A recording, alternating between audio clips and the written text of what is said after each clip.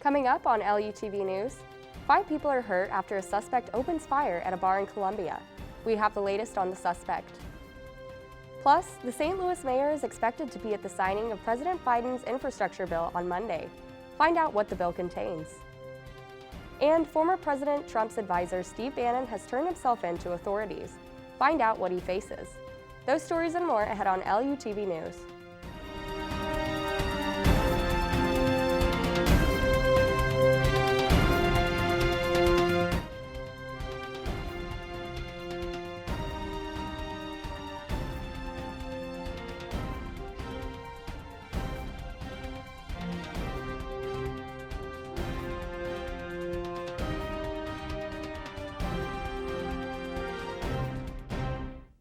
Welcome to this edition of LUTV News. I'm Alexis Montgomery.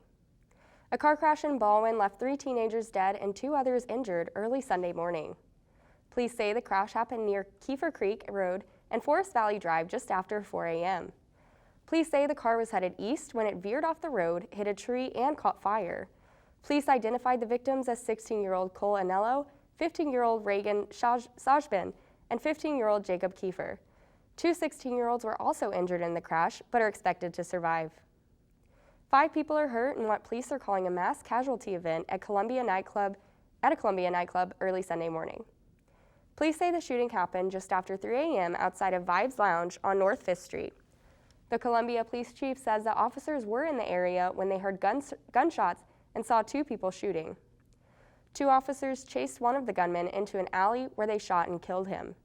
The other gunman has not yet been located. The shooter's identity has not yet been released. Police are investigating the shooting. A fluorescent man is fatally hit by 2 vehicles early Saturday morning, and police are still looking for one of the drivers. Authorities say 45-year-old Michael Dukes got into an accident at West Florissant Avenue and Dunn Road. They say he then walked across the road to West Florissant Avenue and Seven Hills Drive, where he was hit by a car.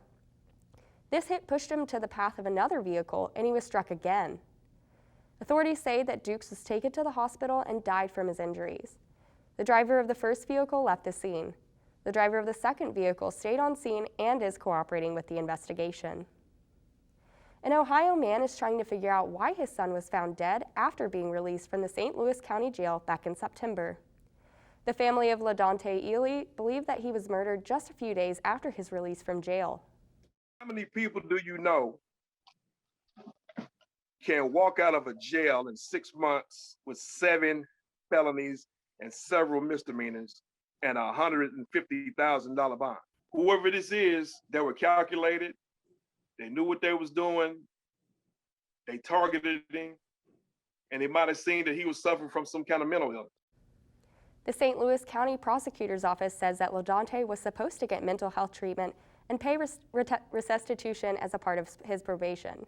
They also say that it's tragic that he was offered a second chance and that it ended this way. Ely's father says his son was diagnosed with schizophrenia and was suicidal, but has reasons to believe that his son didn't take his own life. A Jefferson County man is charged with murder after running over a sports bar owner with his car. Police say 26-year-old William Warden is facing charges that include first-degree murder and 2 counts of armed criminal action. Police say Warden was escorted out of Bomber O'Brien's around 1 a.m. on Friday.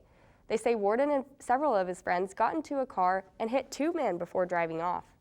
The one victim was identified as 54-year-old James Warsh, the bar's owner. The other man was hospitalized for broken bones. Police found the car a half a mile away. Prosecutors are looking to charge the 3 other suspects with 4th-degree assault. 7 vehicles were broken into in a parking lot at Missouri Baptist Medical Center early Monday morning. Police say the suspects also broke into 2 pickup trucks in a parking lot at River City Casino before hitting the hospital lot. 1 vehicle had a firearm stolen. Police say some of the cars broken into had their doors unlocked, but others had their windows broken.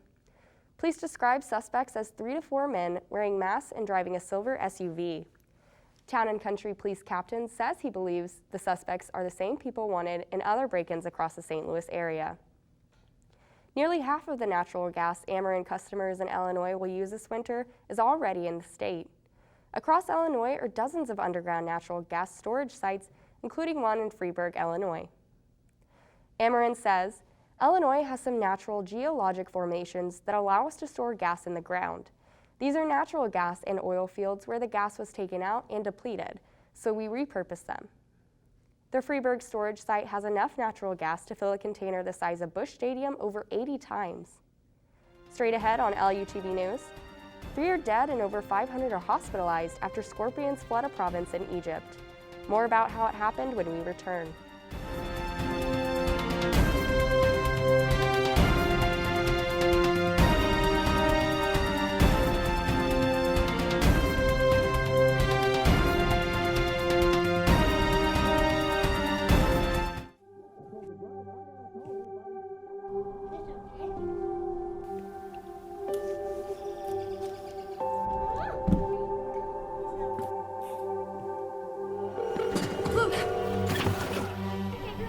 Where's your emergency?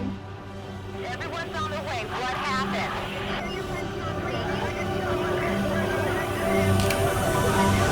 She's dead? Please get my mom and dad. Oh my God!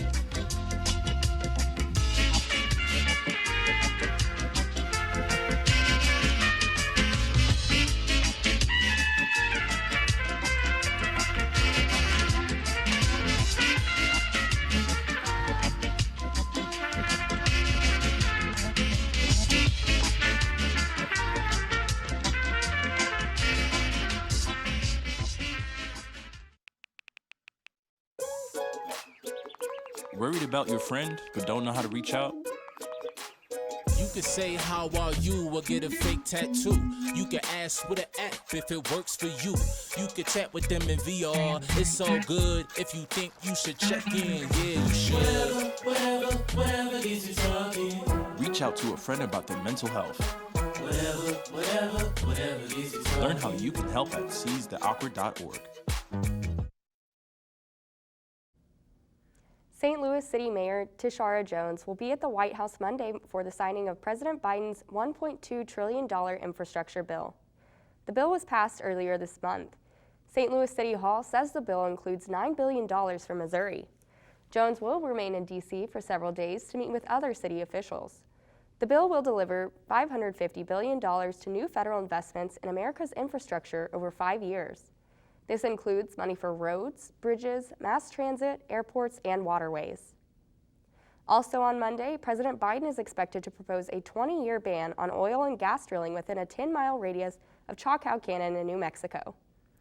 The area, now known as Choctaw Culture National Historical Park, holds major historical significance to the Pueblo and other Native American tribes. The tribes have expressed concerns with oil and gas drilling projects too close to the sacred land. According to the Wilderness Society, the area has been crowded with oil and gas projects that cause noise, light, water, and air pollution. The ban would not impose restrictions on other developments such as roads, water lines, or buildings. Former President Donald Trump's advisor turns himself in on Monday on criminal contempt charges after refusing to show up for a deposition ordered by the January 6th House Committee. Steve Bannon was indicted on Friday by a grand jury on 2 counts of contempt of Congress.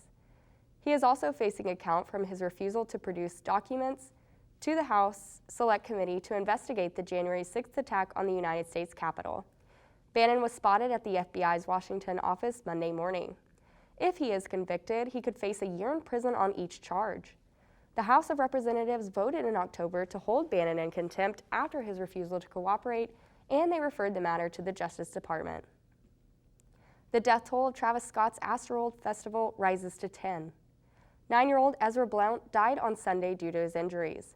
Reports say he was in a medically induced coma in an attempt to overcome brain, liver, and kidney trauma suffered from being trampled at the festival. Ezra's grandmother called the young boy a, quote, very bright star. Travis Scott is named in dozens of lawsuits in relation to the Asteroid Festival. Ezra was the youngest person to die in connection to the music festival. Incarcerated British socialite Ghislaine Maxwell is on trial in a Manhattan courtroom on Monday for sex trafficking charges in a case connected to the disgraced billionaire Jeffrey Epstein and Prince Andrew. After his death, prosecutors developed curiosity to Maxwell's role in the scandal. 59-year-old Maxwell has pleaded not guilty to the charges she obtained, accusing her of grooming underage victims to engage in unwanted sexual activity with Epstein. Maxwell could be sentenced to up to 35 years in prison if found guilty of the charges. A judge will begin questioning jurors on Tuesday, November 29th. 3 people are dead and over 500 people hospitalized from scorpion stings in Egypt. State officials say that downpours and heavy storms in Aswan forced the scorpions out of their hiding places and caused them to wash into the streets and even in people's homes. At least 503 were hospitalized for scorpion stings, but they were discharged after receiving anti-venom doses. The St. Louis Zoo tells USA Today the Egyptian fat-tailed scorpion is one of the most deadly scorpions in the world, with many deaths coming as a result from its poisonous stinger. The British monarch's health was brought into question on Sunday. Queen Elizabeth missed the National Remembrance Day Sunday service after spraining her back. Buckingham Palace says Prince Charles placed a wreath on her behalf. The palace says she spent a night in the hospital back in October and was advised to rest until mid-November. The remembrance service would have been her first public duty after her hospital stay. Coming up on LUTV weather, this week's forecast will be all over the place. Find out more when we return.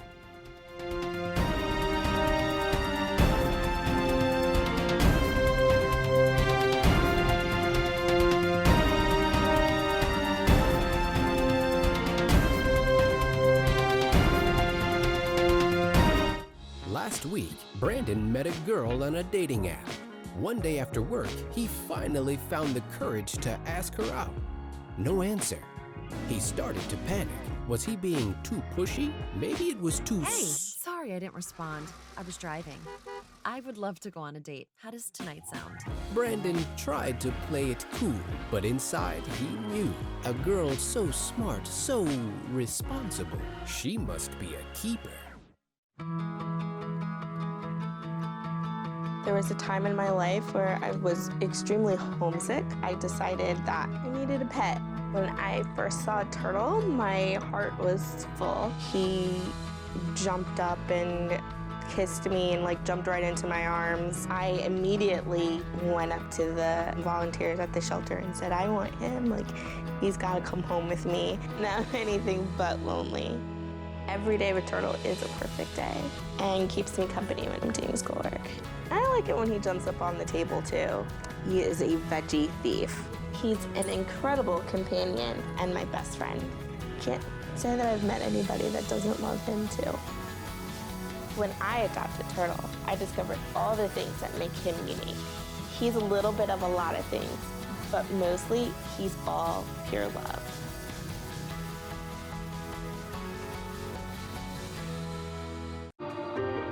Home before sunrise, on top of the house, the kids, and our future. The smell of your cooking is our life. My Shiro's day is never done. So let's start saving a little more now so we can feel prepared for retirement. A free 3-minute online chat can give us the personalized tips we need so we can live our lives to the fullest. Visit aceyourretirement.org. Welcome back. Let's take a look at Monday's current conditions across the states. In the upper northwest, we'll be getting some rainfall moving into the Washington and northern Oregon area. Over to the upper east coast, we'll be facing both rain and snow with low winds joining in. Out in the Midwest, some states are also facing some rain and snow. Some heavy snow will be crossing into Indiana coming from the Illinois side. Looking at the local area, it will be mostly sunny across the board on Monday. St. Charles is currently at 51 degrees, while Maryland Heights is looking at a breezy 50. Over to the city of St. Louis is at a 50. Skipping over the river, both St. Peter's and O'Fallon are identical at 50 degrees apiece. Heading into the week, Monday will be mostly sunny with a high near 60 degrees. Later on Monday evening, it will drop down to the low mid-40s. Tuesday, however, will be much warmer. The temperature will be sunny in the low 70s with a low 8 to 13 mile per hour wind. Later on that evening, it will be partly cloudy in the high 50s. On Wednesday will be a 40% chance of rain in the afternoon with a temperature of 64 degrees. Towards the evening will be 70% likely rain and the temperature dropping down to the high 30s. Thursday and Friday will be both cold and sunny in the high 40s.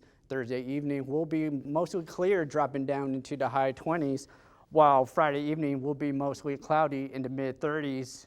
At least Tuesday, you'll get to enjoy a day where you can wear shorts. For LUTV weather, I'm Andrew Cameron. The annual Ladonte Meteor Shower has begun, but you'll need to set your alarm early. According to the American Meteor Society, the peak viewing time for the meteors will be November 17th from midnight to dawn. These meteors occur every year, and they look as if they're coming from the constellation Leo the Lion. In the early 19th century, the Ladonte meteor storm included rates as much as 100,000 meteors per hour, but sadly, the show won't be that spectacular this year. This year, you can expect to see 10 to 15 meteors. SpaceX deployed around 50 new satellites from Florida on Saturday. The space agency says it happened around 7 a.m. after bad weather delayed the launch by a day. This was its first proper launch as a Starlink constellation in 2 months and used a Falcon 9 rocket. Starlink is SpaceX's attempt at making global Wi-Fi a thing and are slowly providing more coverage across the globe with each deployment. The Blues had a rough time putting the game away on Sunday. Find out what happened when we come back.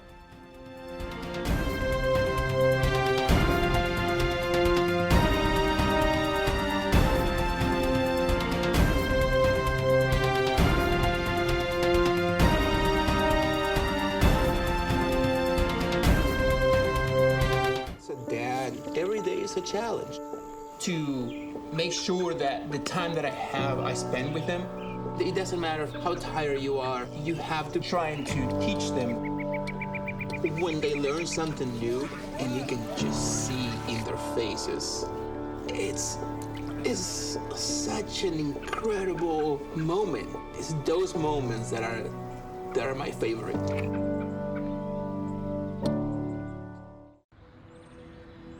During high school, I hung with the wrong crowd, and I never graduated. I helped Santiago in many different ways, like all fathers do, because he always wanted to go to college. I felt a little embarrassed to come back to school, but eventually, once I came here, I knew that it's for a bigger goal. He was very dedicated, hardworking. He connected with his teachers, he connected with other students. That was one of the key reasons why he was able to keep forging ahead. It was amazing to see him graduate. This was one thing that meant so much to him, and of course, it meant so much to us too. With the help of my father and having my son, that was all the motivation that I needed. That support is everything.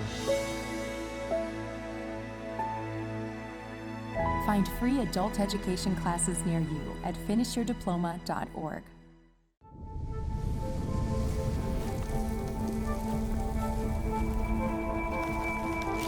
Eva Marie smoked 12,000 packs of cigarettes over 15 years. She quit, and now there's a new lung cancer screening that could save her life. You stopped smoking, now start screening. No matter how much you smoked, early detection could save you. Talk to your doctor or learn more at savedbythescan.org. The Blues lost their third straight game to the Edmonton Oilers 5-4 Sunday night. Right winger Kyler Yamamoto scored his third goal of the season to put the Oilers up 5-4 in the last 28 seconds. Connor McDavid, Ryan Nugent-Hopkins, Leon Draisaitl, and Ryan McLeod scored goals for the Oilers. Vladimir Tarasenko, Ivan Barbashev, Jordan Kyrou, and Robert Bortuzzo scored for the Blues. The notes also announced Monday the team recalled defenseman Scott Perdanovich from Springfield Thunderbirds. In return, the American Hockey League team received goaltender Joel Hofer, forward Dakota Joshua, and defenseman Callie Rosen. For NFL news, the Chiefs beat the Raiders 41-14 Sunday night.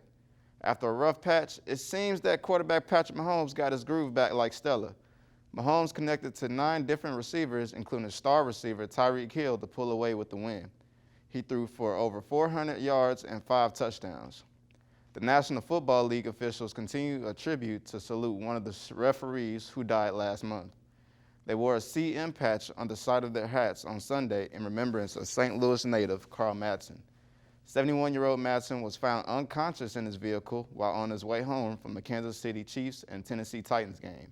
He was pronounced dead at a hospital. He spent 25 years as an NFL official. He became a replay official in 2009. In baseball news, the Cardinals star rookie in 2021 may have a new title. Outfielder Dylan Carlson is named a finalist for the National League Rookie of the Year award on Monday. Carlson had the 2nd most hits, 3rd most doubles, and 6th most RBIs of any rookie in baseball in 2021. He hit 16 home runs and drove in 61 runs in nearly 500 at-bats. Bringing it back to Lindenwood, the Lions football team finished the regular season beating McKendree University 45-30 on Saturday. Senior quarterback Alex Fadul got the job done throwing for 261 yards and 2 passing touchdowns. He also got it done on the ground, running for 125 yards and 2 touchdowns. The Lions will head to Allendale, Michigan on Saturday to take on Grand Valley State in the first round of the NCAA Division II playoffs. That's it for sports. For LUTV News, I'm Josh Robinson. The newest Muppet resident on Sesame Street, Ji Young, makes her debut as the first Asian American on the show. The show says she has 2 passions, rocking out on her electric guitar and skateboarding. Ji Young's character is voiced by puppeteer and Korean American Kathleen Kim. Kim says she feels her role is to be the representative that she needed as a kid. One thing Ji Young aims to do is to teach children how to be a good upstander, which means being able to point out things that are wrong or biased. This new character came out of light of the events of 2020 George Floyd's death and anti-Asian hate incidents. A new indoor cycling studio is coming to O'Fallon this week. Cycling chain Cycle Bar will open on Highway K in O'Fallon on Thursday. They will offer low-impact, high-intensity cycling classes. The Cycle Bar will have a theater-style indoor cycling studio with up to 50 bikes. They will offer 5 class formats: Classic, Connect, Empower, Express, and Performance. These are all designed for different fitness levels. Cycle Bar O'Fallon will celebrate their grand opening with free rides from November 18th to the 24th. The annual Jingle Bell Run comes back to St. Charles to raise money to find a cure for arthritis on Sunday. The Christmas-themed 5K and 1-mile run walk came back on Sunday, also aimed to get folks into the holiday spirit. About 400 runners were decking the halls dressed in holiday costumes all over Main Street down to the Katy Trail. All proceeds benefited the Arthritis Foundation's mission to bring relief to more than 54 million Americans suffering from arthritis. That's it for this edition of LUTV News. I'm Alexis Montgomery. Thank you for joining us.